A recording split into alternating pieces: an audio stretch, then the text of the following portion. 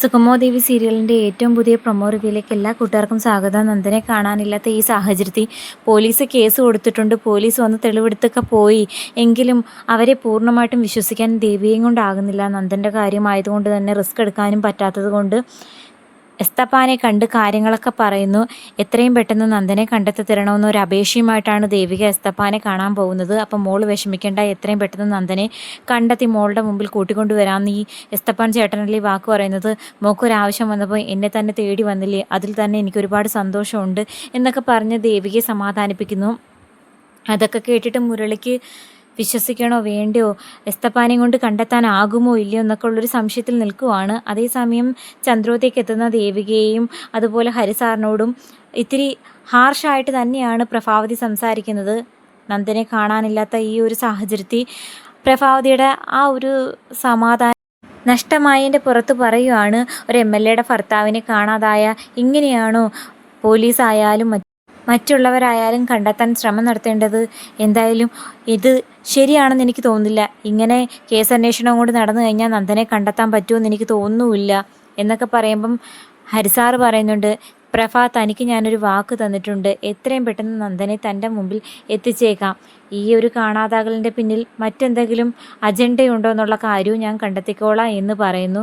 എന്തായാലും നമ്മുടെ ഗിരിയെ കണ്ട് ശാരിക നന്ദനെ കാണാതാകുന്നതിന് മുമ്പ് തന്നെ ഒരു മുന്നറിയിപ്പ് കൊടുത്തിരുന്നു. നന്ദനെ അതുപോലെ ദേവിയേക്കും പ്രത്യേക പ്രൊട്ടക്ഷൻ കൊടുക്കണം, അരുന്ധതിയുടെ അല്ലെങ്കിൽ ശത്രുക്കൾ ഏത് വിധേനയും അവരെ അപായപ്പെടുത്താനോ തട്ടിക്കൊണ്ടു പോകാനോ സാധ്യതയുണ്ടെന്ന് മുന്നറിയിപ്പ് കൊടുത്തത് പ്രകാരം നമ്മുടെ ഗിരിയും അതുപോലെ ഹരിസാറും സിദ്ധാർത്ഥൻ സാറും കൂടി അറിഞ്ഞിട്ടുള്ള തട്ടിക്കൊണ്ടുപോകൽ അല്ലെങ്കിൽ മാറ്റി നിർത്തലാണെന്നാണ് സംശയിക്കേണ്ടത്. കാരണം ആ ഗുണ്ടകൾ പാതിരാത്രി ചന്ദ്രോത്ത് വീട്ടിൻ്റെ മതിൽ ചാടി വന്ന് സിദ്ധാർത്ഥൻ സാറിൻ്റെ റൂമിലേക്ക് വരുന്ന ആ ഒരു സമയത്ത് സിദ്ധാർത്ഥൻ സാർ ഉണർന്നു കിടക്കുമായിരുന്നു. കണ്ണ് തുറന്നു കിടന്ന അദ്ദേഹം ഗുണ്ടകൾ അടുത്തേക്ക് എത്തുന്നു എന്ന് കണ്ടു കഴിഞ്ഞപ്പോഴത്തേക്കും പെട്ടെന്ന് കണ്ണടച്ച് കണ്ണ് മൂടി കിടക്കുന്ന രൂപത്തിൽ ആക്ട് ചെയ്യുന്ന, പക്ഷേ അതെല്ലാം അദ്ദേഹം അറിഞ്ഞുകൊണ്ടായിരുന്നു എന്ന് തന്നെയാണ് വിശ്വസിക്കേണ്ടത്.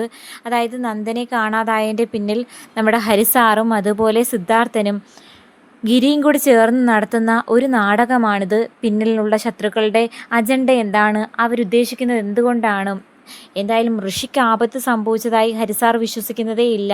നന്ദനെ എല്ലാവരും കൂടി ചേർന്ന് കബളിപ്പിക്കുകയാണെന്നുള്ള കാര്യം അദ്ദേഹത്തിന് ഒറ്റ ദിവസം കൊണ്ട് കേസന്വേഷണം കൊണ്ട് നടന്നു കഴിഞ്ഞപ്പോഴേ മനസ്സിലായ കാര്യമാണ്. അതിൻ്റെ പിന്നിലുള്ള ആ ഒരു ശത്രുതയുടെ മുഖം മൂടി കൊണ്ടുവരാനും അതുപോലെ മറഞ്ഞിരിക്കുന്ന ഋഷി താനെ പുറത്തു വരാനുള്ളൊരു മാർഗമാണ് അവർ ശ്രമിക്കുന്നത്.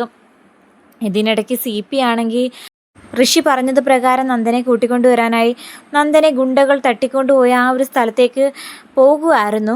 അപ്പോൾ അല്പസമയത്തിനുള്ളിൽ നന്ദനെ കണ്ടുമുട്ടും എന്നൊക്കെ പറഞ്ഞാണ് കോള് കട്ട് ചെയ്തത്. പക്ഷേ ഇസബല്ല കെവിനും ഒത്ത് നന്ദനെ കാണാൻ പോയിട്ട് നടന്നില്ല. ഋഷി ആയിരിക്കും തട്ടിക്കൊണ്ടുപോയേ എന്ന് തെറ്റിദ്ധരിച്ചിട്ട് ഋഷിയെ വിളിച്ച് അല്പം ചൂടാവുമ്പം ഋഷി നൈസായിട്ട് ഞാനൊന്നും അറിഞ്ഞില്ല രാമനാരായണ എന്ന് പറഞ്ഞുകൊണ്ട് പറ്റിക്കാൻ നോക്കിയിരുന്നു. അപ്പോൾ അതിൽ ഇസബല്ലെ അങ്ങ് വിശ്വസിക്കുകയും ചെയ്യുന്നു. എന്നാൽ താൻ എന്തോ നേടി എന്നുള്ളൊരു അഹങ്കാരത്തിൽ നിന്ന് ഋഷിയെ കാത്ത് മറ്റൊരു അപ്രതീക്ഷിത വാർത്തയാണ് CP ഋഷിയെ നേരിട്ട് കണ്ട് പറയുന്നത്. ഫോണിലൂടെ വിളിച്ചു പറയാനുള്ള ധൈര്യം അയാൾക്കില്ലായിരുന്നു. കാരണം അരുന്ധതി മേഡം അവരെ പിന്നെയും കാര്യങ്ങൾ പറഞ്ഞ് മനസ്സിലാക്കാൻ പറ്റും. പക്ഷേ ഋഷി പ്രതികാരത്തിൻ്റെ ആ ഒരു മനോഭാവത്തിൽ കണ്ണ് മൂടി നിൽക്കുന്ന ഈ സമയത്ത് ഋഷിയോട് എന്ത് തന്നെ പറഞ്ഞാലും അത് ഉൾക്കൊള്ളാനോ മനസ്സിലാക്കാനുള്ള വിവേക ബുദ്ധിയൊന്നും ഇപ്പോൾ ഋഷിക്കില്ല. അപ്പോൾ നേരിട്ട് വന്ന് പറയുന്നുണ്ട്, CP ഇതിനിടയ്ക്ക് എന്തോ ഒരു ചതി നടന്നിട്ടുണ്ട്. ചതി നടന്നെന്നോ? എന്ത്? നന്ദനെ കൂട്ടിക്കൊണ്ടുവരാനല്ലേ ഞാൻ പോയത്, പക്ഷേ നന്ദനെ അവിടെ എങ്ങും കാണാനില്ല. ആ ഗുണ്ടകൾ അവരെന്തൊക്കെയോ പറയുന്നു, അവർ കണ്ടില്ലെന്നോ തട്ടിക്കൊണ്ടുവരാൻ പറ്റിയില്ലെന്നോ ഒക്കെ. ചുമ്മാ എൻ്റെ മുമ്പിൽ നാടകം കളിക്കാൻ നോക്കണ്ട. സത്യം പറയടോ, താനും എൻ്റെ അമ്മയും കൂടി ചേർന്ന് എന്നെ പൊട്ടം കളിപ്പിക്കുവാണോ? ഞാൻ നന്ദനെ തട്ടിക്കൊണ്ടുവരുന്നത് അമ്മയ്ക്ക് തീരെ ഇഷ്ടമല്ലെന്ന് എനിക്കറിയാം. നിങ്ങൾ രണ്ടുപേരും കൂടി എന്നെ പറ്റിച്ച് നന്ദനെ മാറ്റിയതാണോ എന്ന് ചോദിക്കുമ്പോൾ സത്യ മോനെ, മനസ്സാ വാച അറിഞ്ഞ കാര്യമല്ല. നന്ദനെ കാണാനില്ലെന്ന് പറഞ്ഞത് സത്യ. അതിൻ്റെ പിന്നിൽ ഞാനോ അരുന്ധതി മേഡത്തിനോ യാതൊരു പങ്കുമില്ല. ഇനി ആ ബെല്ലയും ആൾക്കാരും കൂടി ചേർന്ന് നടത്തുന്ന നാടകമാണോ എന്നാ എനിക്ക് സംശയം എന്ന് പറയുമ്പോൾ ബെല്ല ആയിരിക്കില്ല. ബെല്ല ഇത്തിരി മുമ്പ് എന്നെ വിളിച്ചതേ ഉള്ളൂ നന്ദനെ കാണാനില്ലെന്ന് പറഞ്ഞിട്ട്. ഇതിൻ്റെ പിന്നിൽ മറ്റെന്തോ ഗൂഢാലോചന നടക്കുന്നുണ്ട്. ഇനി ചന്ദ്രോത്ത് വീട്ടിലെ ആരെങ്കിലും നമ്മളെ പറ്റിക്കുമായിരിക്കുമോ എന്നൊക്കെ ഋഷി ഇങ്ങനെ ചിന്തിക്കുന്നു. എന്തായാലും പ്രഭാവതിയെ സമാധാനിപ്പിക്കാനുള്ള ഒരു മാർഗ്ഗമൊക്കെ നമ്മുടെ ദേവികയുടെ കയ്യിലുണ്ട്. എസ്തപ്പാൻ ചേട്ടനെ കണ്ടുവെന്നും അധികം താമസിക്കാതെ പോലീസ് അന്വേഷിച്ച് കാര്യങ്ങൾ കണ്ടെത്തിയില്ലെങ്കിലും എസ്തപ്പാൻ ചേട്ടൻ നമ്മുടെ നന്ദനെ കണ്ടെത്തി കൂട്ടിക്കൊണ്ട് വരുമെന്ന് പറയുമ്പോഴത്തേക്കും പ്രഭാവതിക്ക് ഒരല്പം ആശ്വാസവും സമാധാനമൊക്കെ വരുന്നുണ്ട്. കാത്തിരിക്കാം.